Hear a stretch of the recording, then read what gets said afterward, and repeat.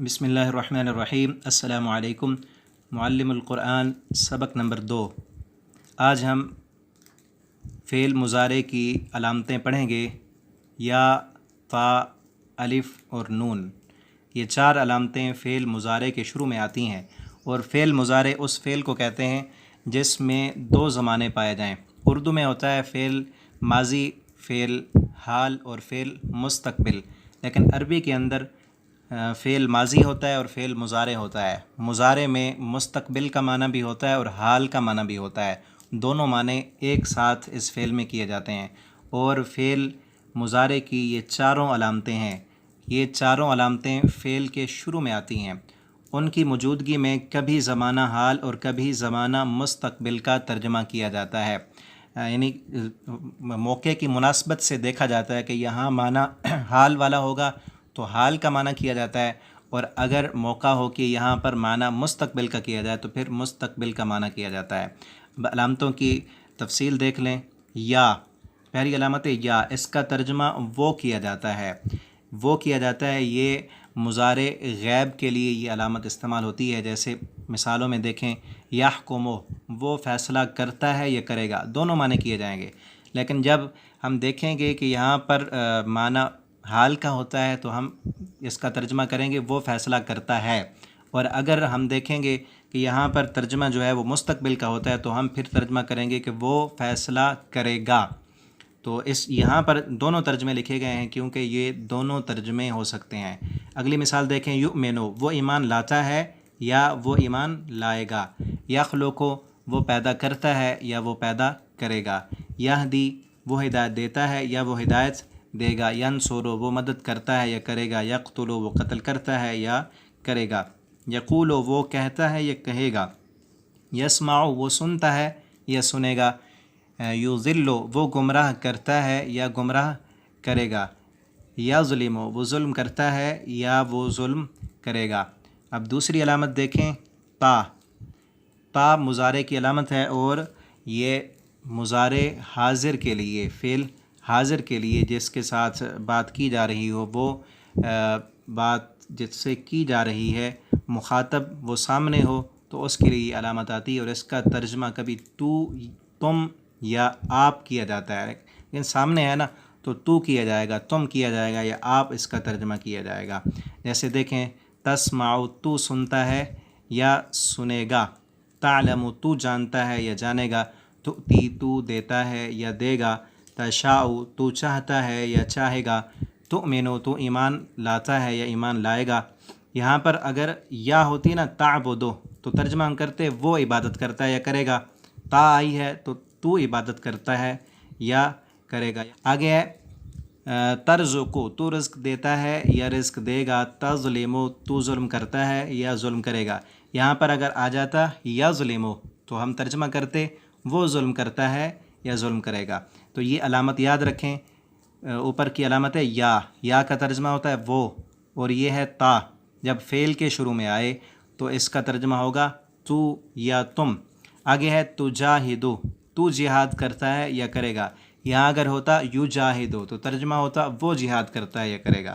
تغفرو، تو معاف کرتا ہے یا معاف کرے گا۔ یہاں ہوتا اگر یا یغفرو تو ترجمہ کیا جاتا وہ معاف کرتا ہے یا کرے گا۔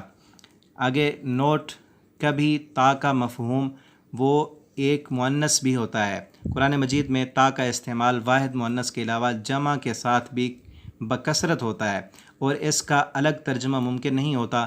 مثلا تجری من تحتها الانہار، چلتی ہیں اس کے نیچے نہریں، تو یہاں پر جو تا ہے اس کا الگ سے ترجمہ کرنا ممکن نہیں ہے، تو اس لیے مفہوم کے مطابق ترجمہ کیا جاتا ہے۔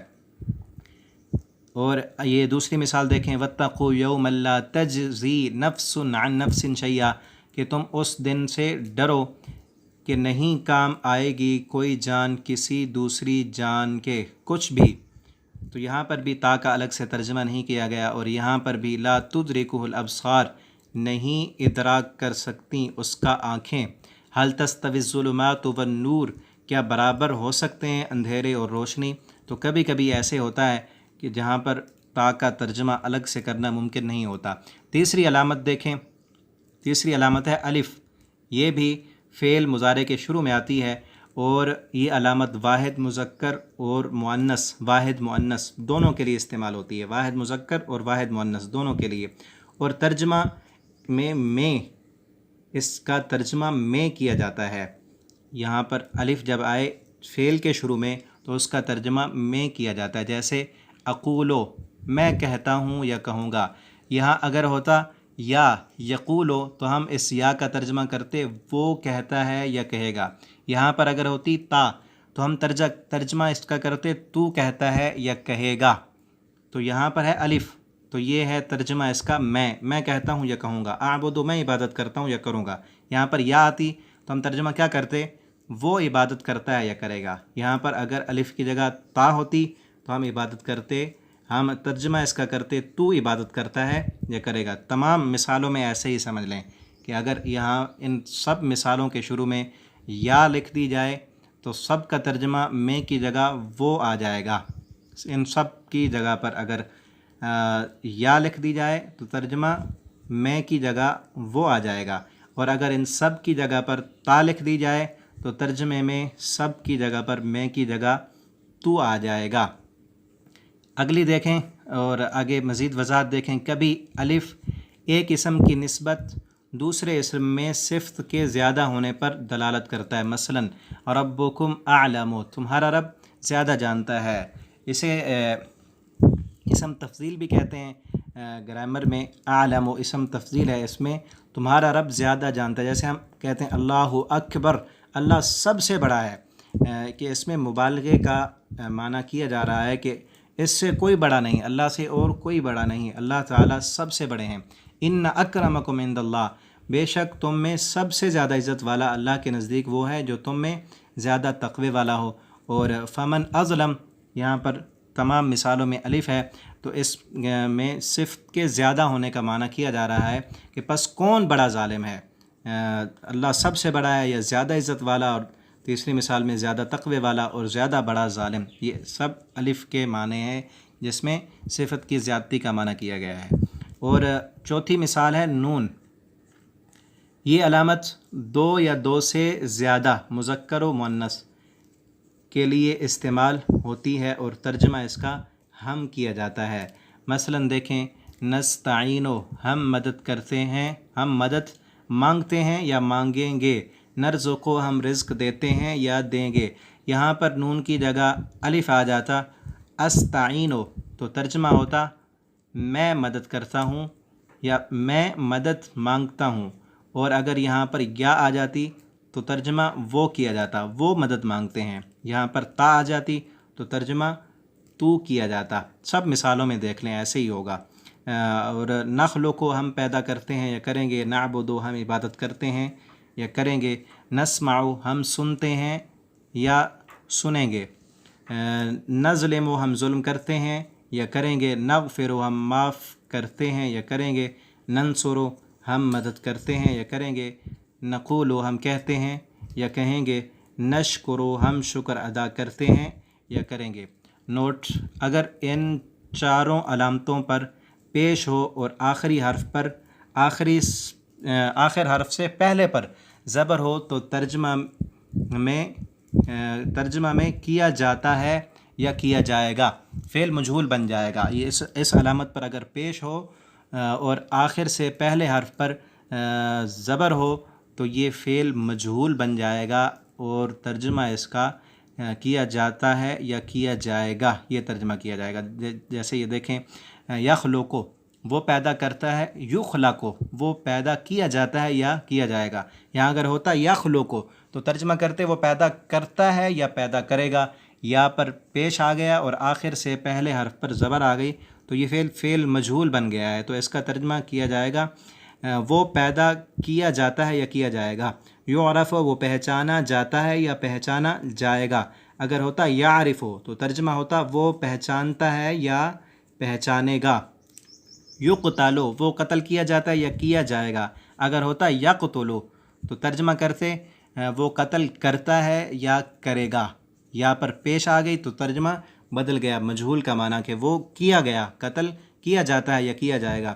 یشرک، وہ شریک بنایا جاتا ہے یا بنایا جائے گا، یوز کرو وہ ذکر کیا جاتا ہے یا کیا جائے گا، یظلم وہ ظلم کیا جاتا ہے یا کیا جائے گا، ینصر وہ مدد کیا جاتا ہے یا کیا جائے گا، یسأل وہ سوال کیا جاتا ہے یا کیا جائے گا۔ آج کا سبق ہمارا کمپلیٹ ہوا، اور اسی سبق سے مزید مشق کے لیے کچھ مثالیں دی گئی ہیں، ان پر بھی آپ غور کریں اور دیکھیں۔ الگ الگ جتنی 4 علامتیں ہم نے پڑھی ہیں، اور چاروں علامتوں کی اکٹھی مثالیں یہاں پر لکھی گئی ہیں۔ یخلق وہ پیدا کرتا ہے یا کرے گا، تخلق تو پیدا، یہاں پر تا آ گئی، پہلے یا تھی پھر تا آ گئی، تخلق تو پیدا کرتا ہے یا کرے گا، اخلق اب وہی لفظ ہے، یہاں پر الف آ گئی، میں پیدا کرتا ہوں یا کروں گا، نخلق ہم پیدا کرتے ہیں یا کریں گے۔ ہر علامت کو دیکھ لیں، یا ہے تو ترجمہ ہے وہ، تا ہے تو ترجمہ ہے تو، الف ہے ترجمہ ہے میں، نون ہے تو ترجمہ ہے ہم، ان سب میں ایسے ہے۔ یسمع میں دیکھ لیں، تسمع، اسمع، نسمع، یعلم، تعلم، اعلم، نعلم، یعبد، تعبد، اعبد، نعبد، یرزق، ترزق، ارزق، نرزق، یرا، ترا، ارا اور نرا، یفعل، یفعل، یرزق، یرزق، اور یعلم، یعلم، یقتل، یقتل، یعرف، یعرف۔ یہاں پر فعل معروف ہے اور یہاں پر فعل مجہول ہے۔ یفعل وہ پیدا کرتا ہے یا کرے گا، یفعل وہ پیدا کیا جاتا ہے یا کیا جائے گا۔ یہاں پر علامت پر پیش آ گئی اور آخر سے پہلے حرف پر زبر آ گئی تو ترجمہ کیا جاتا ہے، کیا جاتا کیا گیا۔ اور یرزق، یرزق یہاں یا پر پیش آ گئی اور آخر سے پہلے پر زبر آ گئی تو فعل مجہول بن گیا۔ یہ فعل معروف ہیں اور یہ فعل مجہول ہیں۔ آج کا سبق کمپلیٹ ہوا، آپ اسے پھر سے سن لیں، اس ویڈیو کو شروع سے کر کے پھر سن لیں تاکہ آپ کو سبق اچھی طرح یاد ہو جائے، علامتوں کی پہچان آپ کو ہو جائے اور آپ کے لیے قرآن کا ترجمہ کرنا آسان ہو جائے۔ اللہ تعالیٰ ہم سب کو قرآن حکیم کو سمجھنے کی توفیق دیں۔ آپ سے یہ درخواست ہے کہ اگر چینل سبسکرائب نہیں کیا تو اسے کر لیں، اور اس ویڈیو کو اپنے دوستوں کے ساتھ فیس بک پر، واٹس ایپ پر شیئر کریں تاکہ آپ کے لیے بھی صدقہ جاریہ بن جائے۔ والسلام علیکم ورحمۃ اللہ وبرکاتہ۔